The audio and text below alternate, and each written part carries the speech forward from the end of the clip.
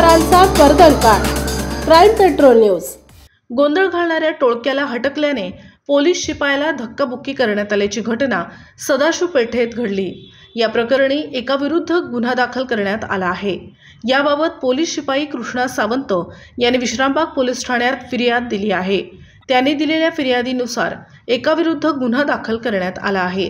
पोलिसांनी दिलेल्या माहितीनुसार पोलीस शिपाई शिंदे आणि सहकारी सोमवारी दिनांक 3 मध्यरात्री 12:30च्या सुमारास सदाशिव पेठेत गस्त घालत होते। भावे हायस्कूल समोर टोळके गोंधळ घालत असल्याची माहिती त्यांना मिळाली। त्यानंतर सावंत आणि सहकारी दुचाकीवरून तेथे पोहोचले, तेव्हा पोलिसांनी गोंधळ घालणाऱ्या टोळक्याला हटकले। गोंधळ घालू नका, घरी जा असे सांगितले। त्यावेळी टोळक्यातील एका तरुणाने पोलीस शिपाई सावंत यांना शिवीगाळ करून त्यांना धक्काबुक्की केली। धक्काबुक्की करणारा तरुण पसार झाला।